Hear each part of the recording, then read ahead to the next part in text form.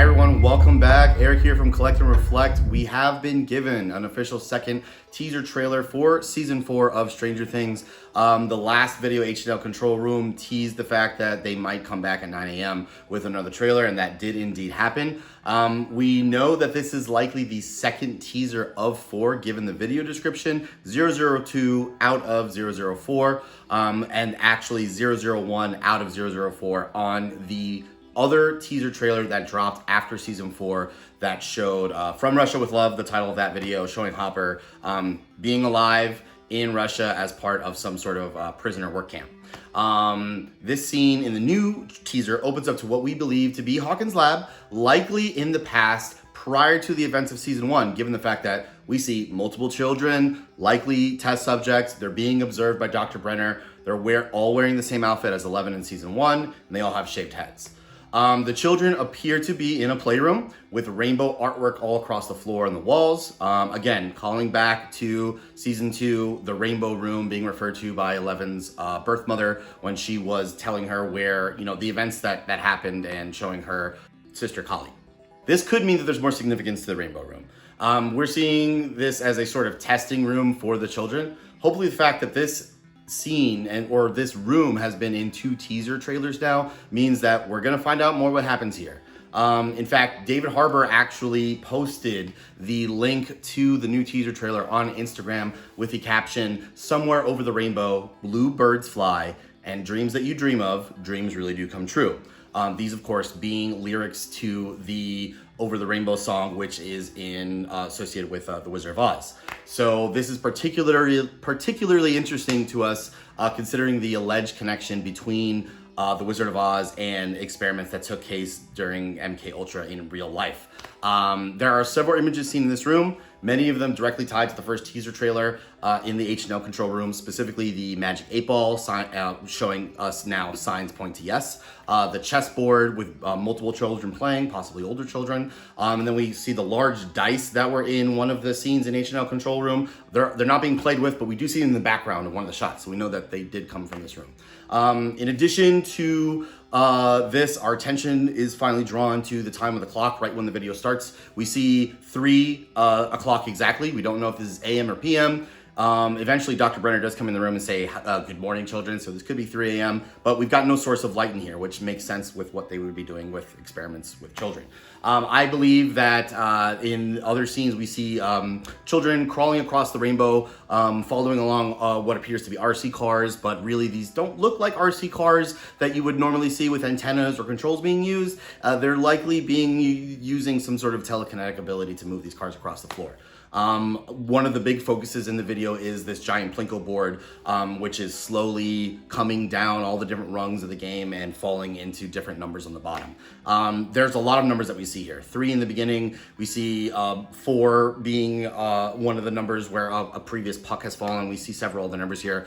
It's really hard to speculate what any of these numbers are going to mean. Obviously, each child here is likely a numbered test subject, but we're going to have to wait for more information to really speculate on that. So after we see all these different scenes, Dr. Brenner eventually enters the room and addresses the children, who respond in unison, "Hello, Papa," letting us know that Brenner has established this father-child relationship that he had with 11 with all of the other different test subjects. And this makes sense given his need to have the children have a connection to him. They need to feel dependent on him, and they need to be obedient to him and less likely for them to resist. He tells the children that he has a special surprise for them, and we start panning down the hall of the lab and see individual rooms, each numbered, likely holding cells for all the different children.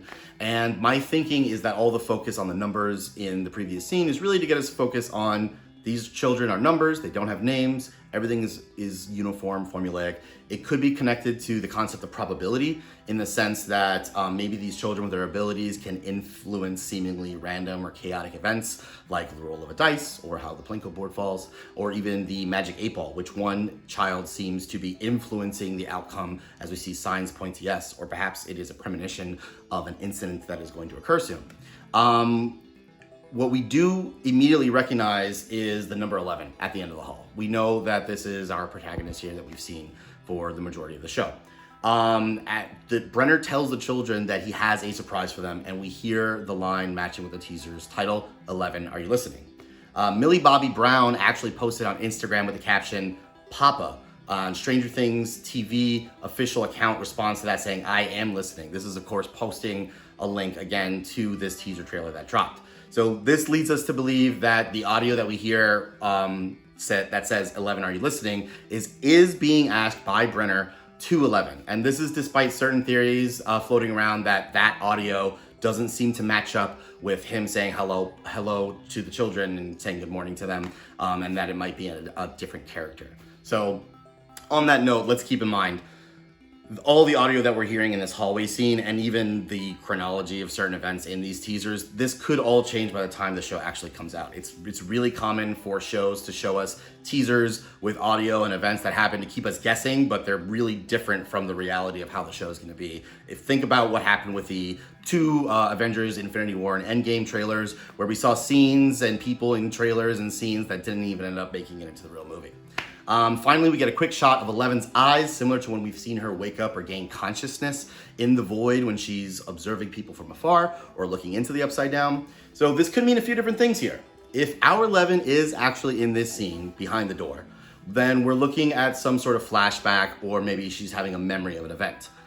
Brenner could also be testing 11 and the other children by having her communicate with them, by having her in the holding cell, them in the other room. She's communicating them with that, from afar, like we've seen her do before. And I think what's really happening here is we are seeing 11 recall potentially very painful memory with, a new perspective.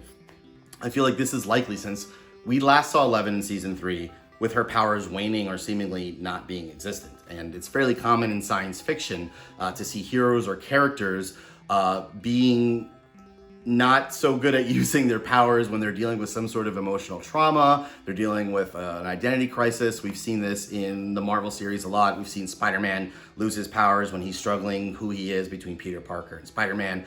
We've seen Thor unable to lift his hammer when he doesn't feel that he's truly worthy or he isn't truly worthy. And we have seen Dark Phoenix not be able to control her powers due to trauma for her past in a recent movie. And I think the biggest example of this that we've seen recently is in the WandaVision series, where Wanda's grief and trauma is actually causes her to create an entire universe. So when these characters resolve these issues, we see them either gain their powers back or gain more control over their powers. We think it's an interesting connection here to possibly Jean Grey, Dark Phoenix, given that we have seen script screenshots posted on Twitter by the writers of the show showing that the first episode is titled The Hellfire Club. This is a reference in the actual show to the name of the club that Dustin is starting for their D&D group. But in the comics, in X-Men, which we've seen referred to in the show, is a club that involves Sebastian Shaw and other telepaths like Emma Frost, who then try to kind of entice Jean Grey and the Dark Phoenix to join them. So there's something happening there. So if 11 is having issues using her powers, it's entirely reasonable to theorize that she's revisiting painful memories from her past. She's attempting to move past repressed trauma. If the reason I'm calling this scene what could be painful or trauma is because of what we saw in H&L Control Room. We saw several very bloody scenes in this room with blood all over objects like the Magic 8 Ball and the dice. So something probably terrible is about to happen here. We don't know if 11 is directly connected to this. It could be directly the cause of this. But we also see flashing lights. So that usually means some element from the Upside Down is about to be introduced here. Possibly the Demogorgon coming through the gate. It's never really officially confirmed the moment that the gate first opened in season 1. We assume it is a couple different moments, possibly when 11 first makes contact with the Demogorgon in the void, or possibly the night that 11 escapes. It's possible that we're looking at the first appearance of the Demogorgon in the Stranger Things series. We'll simply have to wait for more information before we really know what's going on here. So thanks for watching this video. Please comment with any other theories that you have based on this. We definitely have more Stranger Things content coming, and are also streaming on Twitch. We're going to show you guys a link to that. We're possibly going to be playing the Stranger Things Season 3 video game that came out on PS4 and Switch, and also are recently playing the Resident Evil Village series.